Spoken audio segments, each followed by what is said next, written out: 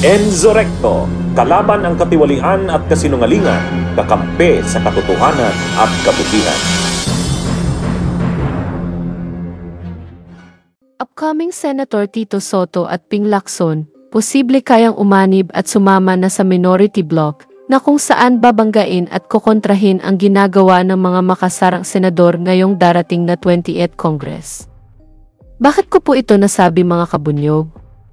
Dahil po mga kabunyog, obvious naman ang kanilang panawagan at pananalita ngayon hinggil dito sa nangyayaring impeachment trial ni Sara, na pabor silang ituloy at ilabas ang katotohanan dito sa inaakusa kay Sara Duterte.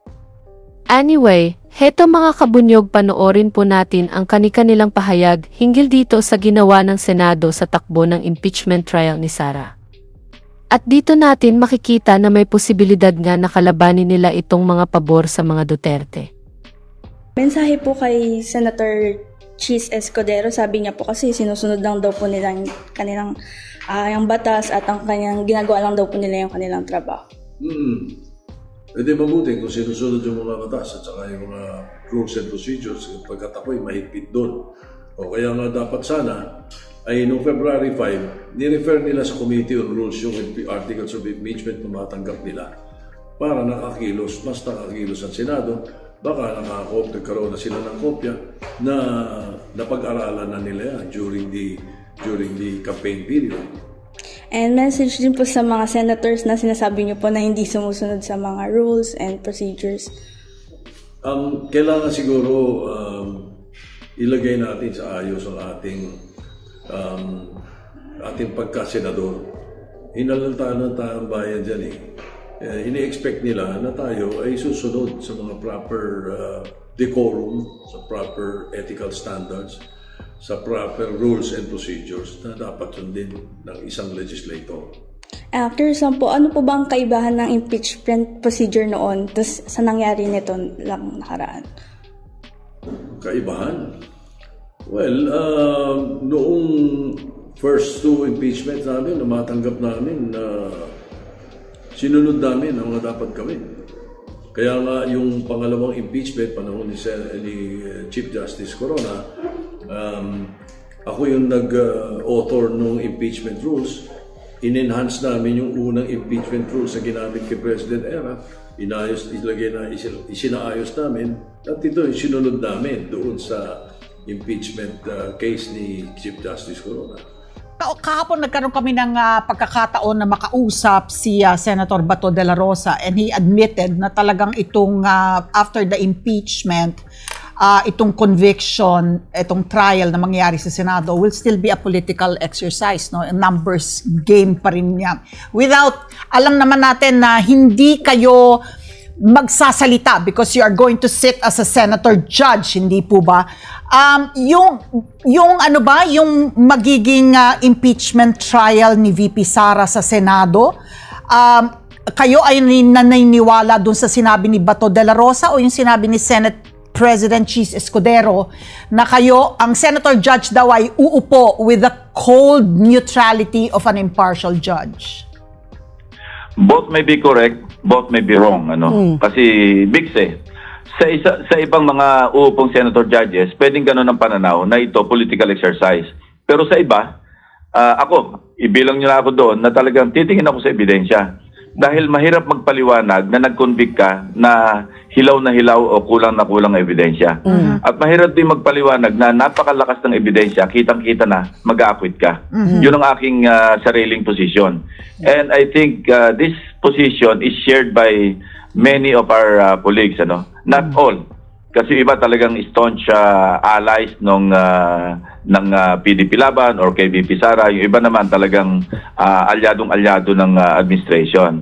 But ako, I can assure the two of you and yung mga nakikinig sa atin, sumusubaybay na ebidensya talaga dapat ang tingnan. Talagang dapat yun lang tingnan natin.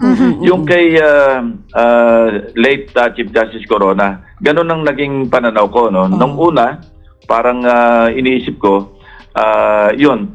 Kasi pag tinignan mo yung labas sa media, iba yung kaysa doon sa nakaupo ka at nakikita mo yung flow ng evidence na pagpasok.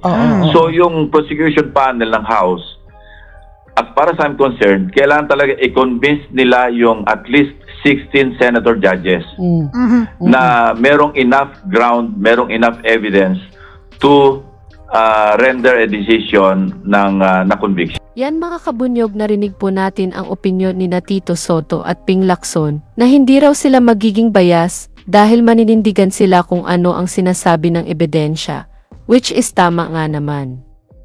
Dapat isang tabi mo ang pagiging bias mo bilang senador at pumanig ka kung ano ang tama. Hindi katulad nitong ginawa ni Bato. Hindi pa nga nag-uumpisa ang trial, gusto na nilang patayin ang impeachment trial ni Sara. Bakit mayroon ba silang ayaw malaman?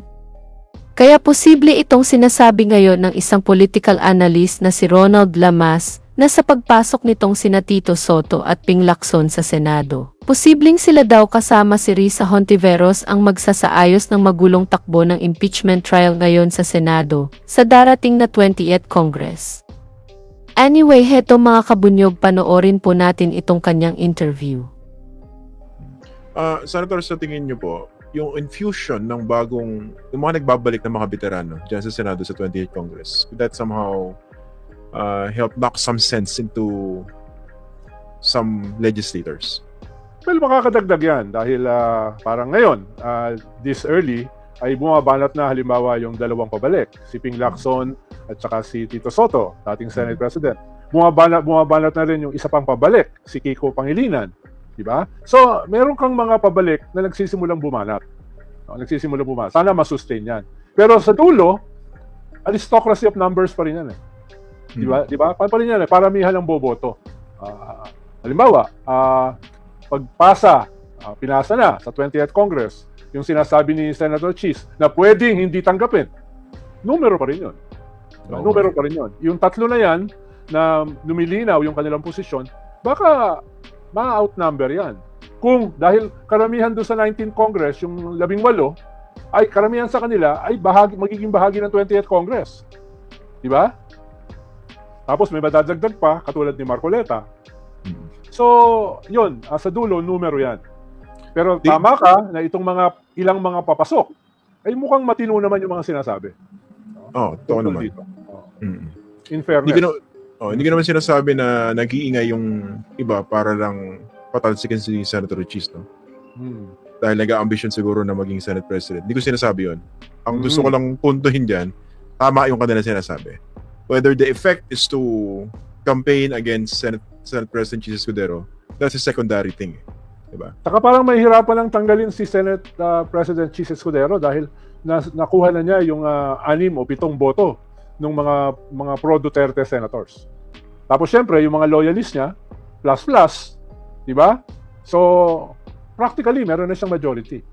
Kaya, yung ginawa niya, starting with Fort Worth, hanggang dito sa, hindi niya in-out of order, si Bato, nung sinabi niyang nag-move siya for dismissal, dapat kasi in-out of order niya yun eh.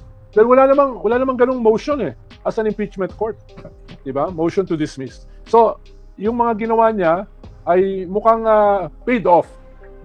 Paid off dahil mukhang halos sigurado na siya na magiging Senate President. Bunyog, halikan na kasama ka. Bunyog, kapag buklod ay may pag-asa. Luzon, Visayas, Mindanao, isa ang pananaw. Sa bagong Pilipinas ang bunyog isisigaw.